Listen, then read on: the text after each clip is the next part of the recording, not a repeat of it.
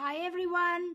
In this tutorial we're going to see Hi everyone. In this tutorial we're going to see how to create a basic workflow within N8N. So let's get started. I'm logged into N8N, and the first thing I did was to create a workflow. So I'm in a brand new workflow over here, and the first thing that we have to do is click on the add first step and look for set. So over here in the search, we're looking for edit fields. Click over there and then click on add field. All right. So I'm going to name my field. Let's just say test, test. It's a string value. And let's say we want to output hello world. All right.